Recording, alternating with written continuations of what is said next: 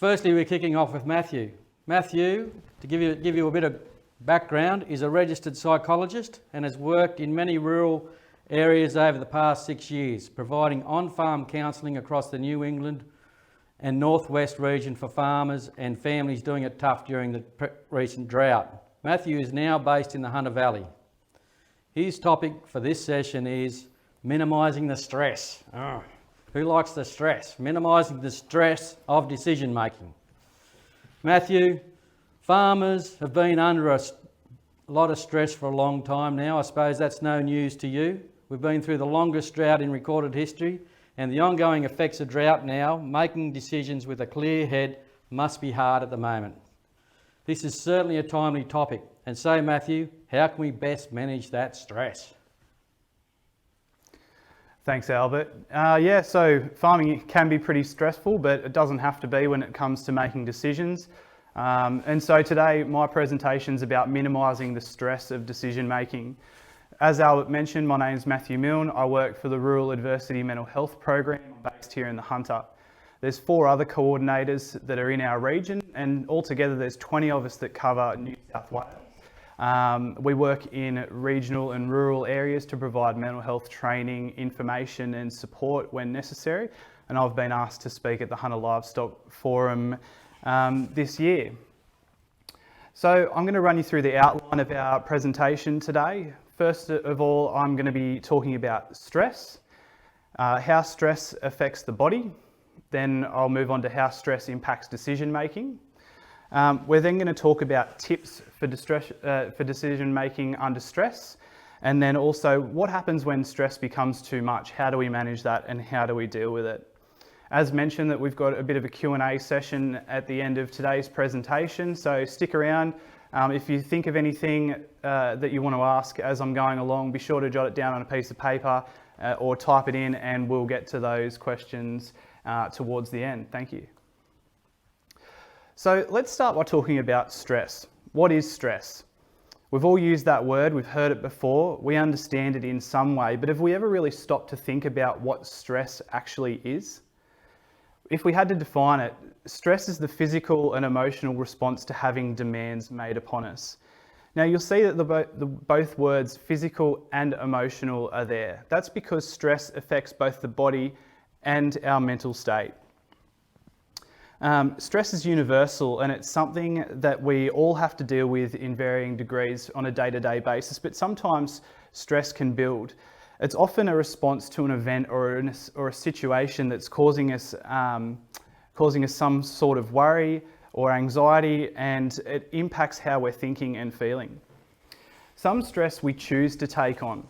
This is considered to be a good type of stress, and that could be like moving house, starting a new job, or going on a holiday.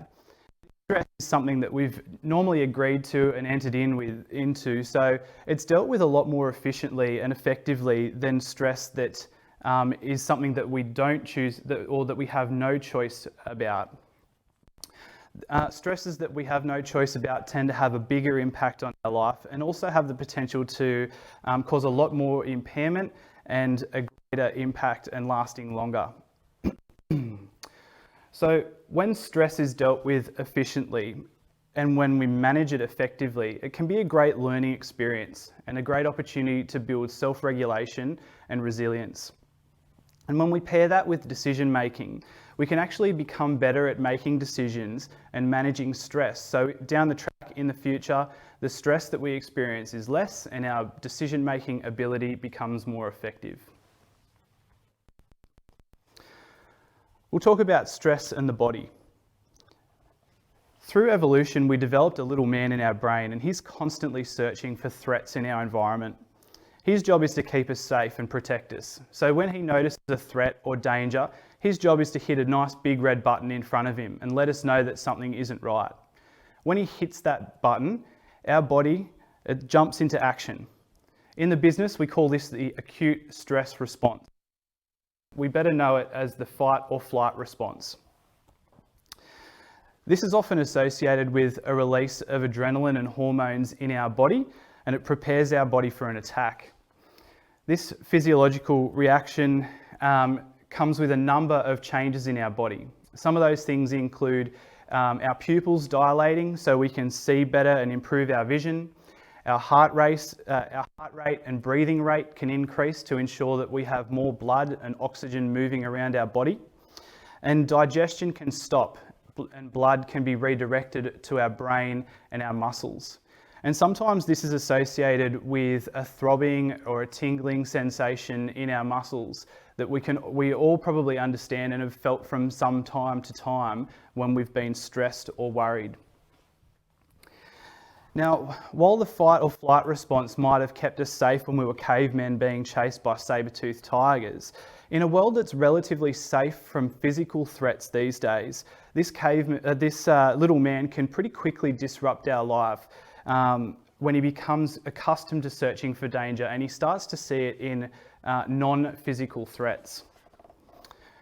When a non-physical threat is present, like increasing debt or the absence of rain or declining stock health becomes the thing causing us stress, the little man, he knows that that's something that we should be concerned about. So he's hitting that red button. He's trying to let us know that something isn't right and our body's responding. But we can't run away from debt or fight the lack of rain. So this little man, while he's trying his very best to help us out, it makes no difference to him. He's going to be letting us know that something's not right, but it really isn't doing things for us. Our body is remaining on high alert constantly. It's being flooded with adrenaline and hormones and all those responses that come along with it. So why do we still have this little man? You might be thinking that, we probably don't need him anymore given that we have no threats. But think of a situation where you go to cross the road and you look left and right and you step out and then all of a sudden a car appears out of nowhere. You were sure that you didn't see it before. Well, that little man, his job is to hit that red button. Our body responds, we jump out of the way and the car flies past. He's kept us safe. Or we might be walking home one night in the dark and a shady character comes up behind us and tries to steal our wallet or our phone. That little man, he knows that's a dangerous situation. He hits the red button, our body becomes charged up and we can all of a sudden fight our attacker or run away from it. That's a situation where the little man's quite useful for us and probably a good reason why we don't want to get rid of him just yet. But we do need to become better at retraining the little man to find danger in different situations. So, as I mentioned, the level of alert that we operate on when we're stressed or anxious is unsustainable to operate in the long term. And if we're unable to get back to rest or a state of relaxation, that level can be quite detrimental to our body, our physical health and our overall well-being, and our health is going to suffer. I've got a table here that outlines the three main categories of ways that stress impacts our body. So first of all, physical. Our sleep is going to be impacted with stress, and I'm sure this is something that we've all experienced from time to time. We can either sleep too much or not enough. If we're sleeping too much, it might be that we're trying to avoid the stress and we don't feel stressed when we're asleep, so we can snooze and nap a lot. Or that stress might actually just prevent us from being able to get to sleep at all. That's going to leave us feeling in a constant state of exhaustion, and from that we can develop aches, pains and headaches and general illnesses as our body starts letting us know that something's not right. We might start to withdraw from others. That stress that we're experiencing is consuming too much of our thinking time and we don't feel like we've got the opportunity for social time. And we might be able to see with alcohol use. Now that's related with self-medication and it's something that I'll talk a little bit about later on in this presentation. When all these things add up, it leaves us with an increased chance of sickness and general illness or well-being. I'll keep moving on. Our emotional impact on the body is that we will experience some general unhappiness. We might feel constantly overwhelmed. We can become irritable, angry or moody. We can experience feelings of isolation or loneliness, and our relationships can be impacted by that stress. Now that's just not relationships with our significant other. It could be our relationship with our friends or our family, our workplace, or even the relationship with ourselves. This all leaves us with an increased chance of developing a mental illness down the track. And mentally, these things are going to be much more noticeable when it comes to stress. Is going to induce some memory problems. It's going to leave us with a brain fog and difficulty concentrating. We're going to have trouble with focus and drive. And we're also going to experience poor judgment, logical reasoning and decision-making ability is going to really suffer from a lot of stress. And we're going to start to find ourselves in a place where we start to see only the negative. So knowing how the body is affected by the fight or flight response, it's pretty easy to know that our decision-making ability is severely impacted when it comes to thinking through a choice and making a decision based on that. Now, we make decisions every day, so it's not something that's completely foreign to us, but it's irresponsible for us to compare deciding whether we have tea or coffee with breakfast to whether we take another $50,000 loan out to continue feeding stock through a drought. When the need to make a large decision occurs, stress builds. And as a result, our acute stress response is triggered, or our fight or flight response. And the little man, he does his job by hitting the button and our body responds. He's trying to let us know that we need to do something, and that's going to increase our stress. But since we aren't able to fight it or run away from it, we probably take the first wrong step in the decision-making process. We try and get away from it, or we try to avoid it. You know, we say things to ourselves like, I'll worry about that tomorrow. How many times have we heard ourselves say that? For me, probably more times than I care to mention, because I too suffer from stress and worry about certain things. And just like all humans, we don't like feeling that discomfort, so we try and get away from it. But as we procrastinate and we avoid, as it's a natural process, we don't want to be feeling that discomfort, so we find ways to get away from it. We might throw ourselves into another project or tell ourselves that we're too busy to worry about that decision right at the moment. But we can only put off a decision for so long. Eventually, the stress is going to build to a point that we can't cope anymore. We won't be able to ignore it. So we might decide to do something about it. We'll start weighing up our options. And that's finally a step in the right direction.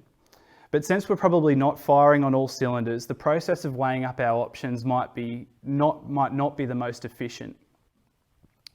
It's normal and healthy to analyse different options or choices when it comes to making a decision. And we each have our own threshold that we're willing to accept when we've analysed enough of our options to pull the trigger on making a decision, even if we can't be certain about what the outcome might be. But when stress is high or there's a lot on the line, the decision-making threshold that we set for ourselves can be too high. We won't want to finalise a decision until we're 100% we know what the right decision is, or we know what the outcome will be. And when that occurs, the decision-making process becomes endless, and we call that paralysis by analysis. And then we're stuck. And when we realise we're stuck and that we haven't made a decision and that time's running out, we probably make another poor choice, and that is to go back to avoiding the decision. Now that begins the cycle again, and we haven't gotten anywhere. We've caused ourselves a lot of stress for no benefit.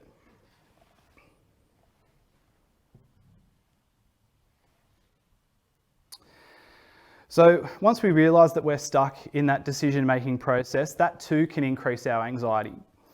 We know that we need to make a decision, and we know that time's running out, so why can't we choose?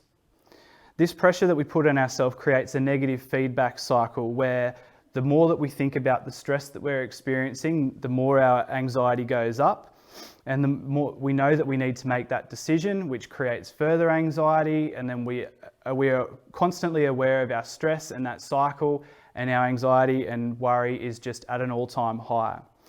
And we want to avoid that, so we continue to put off the decision. Often the stress makes decision making harder by tricking us into believing that there's a right choice or a wrong choice, or a good and a bad one. If you're feeling really stuck between two decisions, it's very likely that neither decision will be the wrong one. Once you've made that decision or that choice, whichever one that might be, you'll start to organise the environment around you, including your behaviours and smaller choices that you make around that bigger decision. And you'll effectively be working towards a predetermined outcome and the other options that were part of the initial decision-making process that weren't selected are going to have minimal impact on the current direction that you're heading. Stress will also attempt to influence our decisions by presenting us with all possible outcomes, particularly the negative ones. And when we focus on decision making, we often try to avoid the outcome that we don't want rather than working towards something that we do want.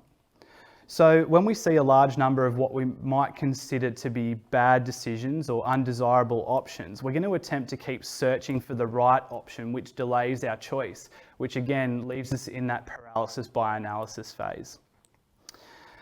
If we stay stuck for too long, sometimes the decision will be made for us. And often this isn't in a good way. For example, the RSPCA or a stock welfare board might become involved, or we could simply run out of money and water and be forced to sell. These situations can add to our stress and negatively impact our mental health and make us question our ability to even make decisions in the first place. We certainly don't want to end up in a position like this. We can also find ourselves stuck in a number of common thinking traps which prevent our ability to think logically and rationally and make a decision. So we might find ourselves trapped in the all or nothing thought, and that's sometimes referred to as black or white thinking. We might say to ourselves, if I don't make the right decision, I've completely failed. Or either I do it right or not at all. If we try to stay in either this black or white zone, we really miss finding the grey area in the middle, which is often the way forward. We might find ourselves mentally filtering, where we only pay attention to certain types of evidence. We might find ourselves reflecting on all of our poor past decisions rather than decisions that we made in the past that were quite successful. This is going to impact our ability to think rationally about a decision. We might try fortune telling where we jump to conclusions or we believe the outcome of a decision before it's even made. Emotional reasoning is another trap where we assume that because we feel a certain way, what we think must be true. We might say to ourselves that, I can't make a decision, so therefore I must be an idiot. We can fall into the trap of catastrophizing or blowing things out of proportion, and I think we all know what that means. Or we can personalise the situation, where we blame ourselves or take responsibility for something that wasn't completely our fault.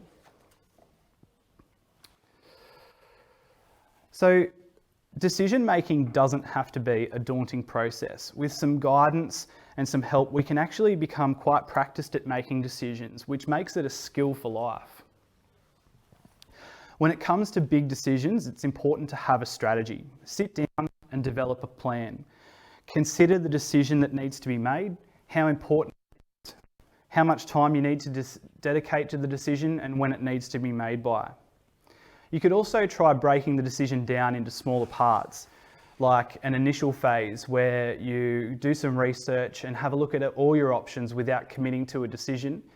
And then a second phase where you make a decision based on the information that you gained in the first phase. I've included some information about RAMHP's decision-making process on the next slide. I'll show you how sitting down and writing out your options can be a great way to rationally think through a decision, see your options, and then be able to move ahead by making a decision. We can't be expected to have all the answers either, so we need to find people who can provide us with specific pieces of information. This might be a district vet, could be an LLS advisory, livestock or biosecurity officer, could be an agronomist, a rural financial counsellor, or even a mechanic. These people might be able to offer a different perspective or a piece of information that can help complete the decision-making puzzle that you're faced with. And once we have all the relevant information, we actually need to make our decision. We need to choose one of our options and put it into action. If you've already spent 100 hours analysing all your options, considering the decision in its entirety, do you really think the 101st hour is going to be the time when everything falls into place and we can be 100% certain about our decision? That's probably unlikely. So we need to find our threshold, commit to a decision, and help prevent analysis paralysis. Once a decision's made, it shouldn't be long before our stress starts to reside. Here's a look at RAMHP's decision-making process. This is the front page. It has a lot of practical information to be passed on about decision-making. It covers a lot of the stuff that I'm talking about in today's slide and helps you break it down so you can understand it a little bit better. This resource is provided in your digital pack that you'll receive as being part of the forum, or it can be found on our website. There's two versions of it, one that can be printed off and one that can be typed into online. This is what the back looks like. This is the practical side of our decision-making resource. You can see all the areas there that you can write in directly onto the sheet where you can develop your strategy. You can see what the decision is that needs to be made, how important it is, when you need to make it, what information you need, and then space for your options. This is going to be a good place to start when it comes to making a decision. It helps you consider the information that you can get from experts, and it also, the bit that I've cut off down the bottom there that I couldn't fit on the slide, gives you an opportunity for self-reflection to make it a learning experience. Decision making will get easier the more that we do it. I promise you that. By purposefully confronting the stress that we experience from our decisions, it will actually retrain the little man in our brain and will decrease our anxiety in the long term. The more times that you make a decision and take action in different situations, the easier and easier it'll become, and the less and less stress will be associated with decision making. Also, by making decisions more frequently, there's a chance that we can prevent ourselves from having to make a bigger decision down the track. We also need to make sure that each decision-making process is a learning experience. We need to get feedback on the decisions that we made. Either that's by self-reflection, we could talk to some of the experts that we asked for help, or we could even just have a yarn with one of our neighbours or some people downtown. We need to make sure that we look at the decision that we made and how it went for us. We also need to remember to view every decision and know that it was made in isolation. One decision, one choice, one option was taken at one particular point in time. If a decision hadn't worked out for you in the past, it doesn't mean that the decisions that you make now are going to be overly impacted by that one. We also need to back ourselves knowing that the decision that we took or made was based on the best information that we had possible. Now, we can help ourselves out by getting information from those people who can help us fill in the gaps of our knowledge. Remember, we can't be expected to know everything. And even if upon reflection a decision that we made proved to have been poor, don't fall into the trap of believing that that makes us terrible at making decisions. Sometimes things are simply out of our control, or there was just a factor that we couldn't predict. As long as we continue to work towards an outcome once a decision has been made, we're going to be doing everything that we can to ensure the best possible outcome for that decision. So let's talk about what happens when stress becomes distress. Now, big decisions can cause big stress, and recognising when we're overwhelmed and getting help can go a long way to helping prevent a more long-term mental health problem from developing. As I mentioned at the beginning, being in a constant state of alert or stress can be quite detrimental to our body and mind. So we need to make sure that we've got skills to manage our stress when it comes knocking. So when we know that we're overwhelmed, we might start to see some little telltale signs that I've outlined here. So we might start to see some changes in ourselves or other people for that matter where stress is becoming too much. Those people or ourselves, we might become teary or overly emotional or angry at times when we're generally pretty easygoing people. We might have trouble sleeping. I've mentioned this before, we can be either sleeping too much or not enough. We might start to feel like larger symptoms of anxiety or depression are starting to creep in. We might also feel alone or trapped or isolated, and our body might feel like it's breaking down. And that's it just trying to tell us that something's wrong and we need to do something about it. When stress becomes long-term, the intensity and the duration that we experience, that impact and these feelings can increase to a point where we can't cope anymore. I liken it to carrying around a bucket where all of our stress goes into it from the day. The stress can come in from different sources. It could be financial, work, emotional, family stress, and all these things fill up the bucket. If we don't have a way to go home each day and tip out our bucket a little bit, eventually that bucket fills up to the point that it starts overflowing. And that's when we become overwhelmed and we can't cope anymore. And all of a sudden we find ourselves stressed out with no way to empty our stress bucket. Now, we can manage stress on our own. And we've already covered one of the biggest tips to managing stress when it comes to making decisions. And that is actually making a decision. If we can make a decision before the stress gets too high, we've done ourselves a huge favour. Working on sleep is probably the next most important thing. If we aren't rested, we aren't firing on all cylinders. And poor sleep is one of the biggest contributors to ongoing mental illness and such a risk factor in developing a mental illness that it makes it a priority to address when it comes to making sure we're okay. There's a few things that we can do to improve sleep. The first thing is to make sure that our bedroom and our bed is set up for good sleep. That means making sure our room is dark, quiet, our bed is comfortable, and our room's the right temperature. It also pays to have a nice bedtime routine. That could be taking some time after dinner to wind down and watch some TV, having a shower, brushing your teeth, and jumping into bed with a good book. Now, I said book there and not our devices because we've come to know that the light that comes off our devices can actually prevent our brain from producing the hormone melatonin, which helps us get to sleep. It's best to try and avoid using our devices for an hour or two before we get into bed to make sure that we're in our best possible place for good sleep. The other thing that we can do is go easy on the grog. I mentioned before that alcohol is a risk factor for mental health and stress, and often some people try to use alcohol as a way to get to sleep. Now, alcohol can make us feel relaxed and sleepy, and some people choose to use that as a way to help get better sleep. But really what they're doing is a disservice to themselves because alcohol impacts our ability to have quality sleep. And we actually wake up the next day feeling much worse for wear, and that starts the cycle of feeling sleepy and tired through the day. We then go to sleep. In the night, we're not having good sleep if we're consuming alcohol before sleep. We don't want alcohol to become something that we rely on to get to sleep.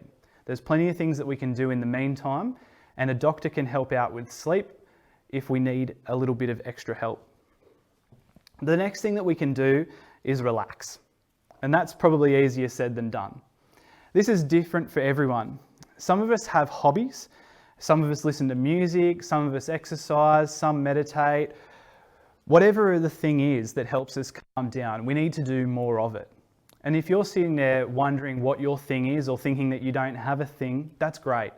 This is a perfect opportunity for you to try things out, learn a new skill, do something that you've never done before, and find your thing. Now, if you're not quite sure what it is, you can jump online and start having a look for hobbies or interests. You can also talk to your family and friends or some mates. They might have a few things that they do that help them relax and wind down, and you might be able to do those things as well. That has the added benefit of creating a social component to it.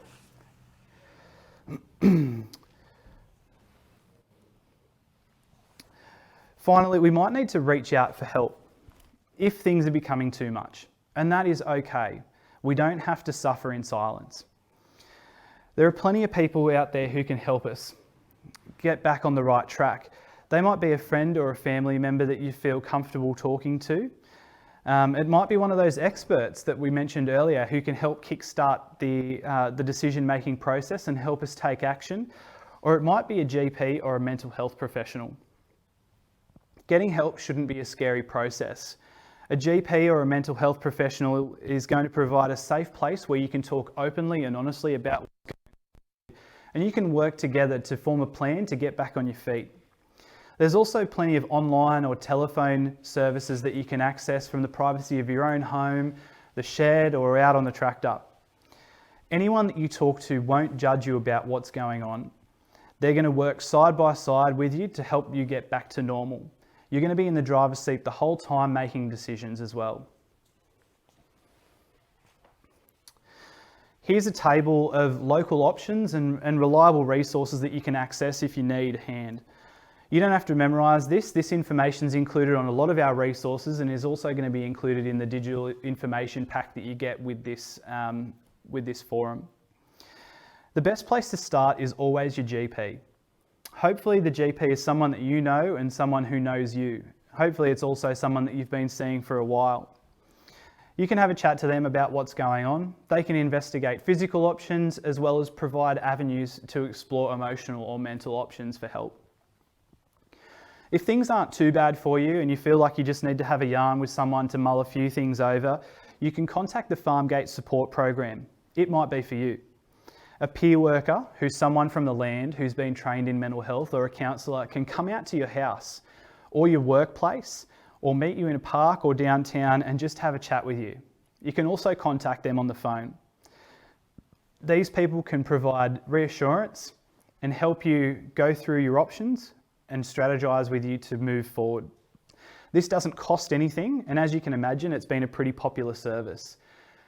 This service wasn't available in our Hunter region for a while, but thankfully we've just received some funding and we do have a peer worker in our area and they can now be available to you. The next step, if things aren't under control, would be to see a psychologist. You'll need to work with your GP to get a referral to see them, and you'll probably have to pay some sort of gap fee. A psychologist is a specialist in mental health. They're going to listen to you and talk about your troubles. They'll be able to provide specific mental health advice and information. And remember that everything that you talk about with any of these people is confidential. If you're unsure about your options, you've got questions, or you need some more information to get started, you can give me a call. There's my number right there on the screen. Together we can come up with a solution that suits you. We can have a bit of a chat about what's going on. I can provide you with some local options or some strategies, and we can go from there. Now, if you'd prefer to have a go on your own, there's nothing wrong with that either. There's a few telephone and online resources I can chat through, which you can access privately without any cost. The first one is Lifeline. That's a pretty common one. I'm sure we've all heard of that before. The next is the Mental Health Line. Now, this is great if things are getting a little bit more serious or you'd like to start a referral without actually having gone to the doctor. I do need to provide some information though about the Mental Health Line. If you call that number, pop the kettle on and make yourself a cup of tea. It can sometimes be up to an hour before that phone gets answered, and that's because of a huge demand on the service and also a bit of a lack of funding. Now, that service is going through a re-evaluation and refunding period, and hopefully there'll be a lot more opportunity for more people to man those phones where you speak to a trained mental health clinician to get advice. There's also the Beyond Blue line, which can provide telephone counselling. As far as online resources go, I always recommend the Head to Health website straight away. The reason for this is that if you jump on Google and type in mental health information, you can be swamped by the amount of information that you get. It's also really hard to tell what information's reliable and what information's dodgy. This Head to Health website is a government endorsed website where every resource that's recommended has been checked and vetted by a mental health expert to make sure that it's something that's going to be useful or helpful in the long term for you. There's also the Black Dog Institute or the Beyond Blue website to provide printable resources. And there's also our website, our RAMHP website. Now, we are a rural and regional based organisation, and all of our resources that we develop are targeted with those people in mind. You can jump on there, you can type in your postcode to find your nearest coordinator, and you can have a chat with them. You can also find printable and downloadable resources online. Now, before I go, when I was preparing this presentation, I came across some interesting bits of information that I thought were relevant to the topic that we're talking about. The University of Southern California has been investigating the differences between men and women when it comes to decision making. And they found that under stress, men took more risks when it came to making a decision, where women tended to be more conservative when there was a lot on the line. Now, this might help us understand the different positions that a husband and wife might take when it comes to making a big decision, and help us realise that maybe a compromise is the best way forward. And an article in the Journal of Agricultural Safety and Health reported a study that linked psychological stress and farm injury. This was called the Ontario Farm Family Health Study, and it found that both male and female farmers were more likely to incur a physical injury of some sort when they were carrying a greater amount of psychological stress. The number one stress that was cited in this study was financial worries, followed by feeling overworked. Now, I hope you, like me, to take this as a bit of a wake-up call. It's now clear that when our head isn't right, the consequences can result in physical injury. Again, I'd encourage you to get in contact with me and give me a call if anything that we've covered today has brought up any questions that you don't feel comfortable asking in this format, or perhaps made you realise that maybe you weren't doing so well. Mental health problems are both common and treatable, and the sooner that you take action, the sooner that you'll be back on top of things. I also can provide free mental health training to groups who'd like to know more about mental health. So if you have a group that might be interested in more about this topic, please get in touch with me and I can help you out. That's all I've got for today. Thank you for tuning into this webinar, and I'll pass it back to Albert. Thank you, Matthew. That was a really interesting talk. Hopefully that relieved some of the stress out there for producers and landholders around. And I think that those who watched session 1 might be able to link up with Cam's matrix on some of that decision making. I heard Matt's was a key thing he talked about in his topics about making decisions. And Cam had a matrix in session 1 to evaluate that final decision to try to make. So yeah, get back onto our Hunter Local Land Services website and you'll be able to see session 1 recorded on that site.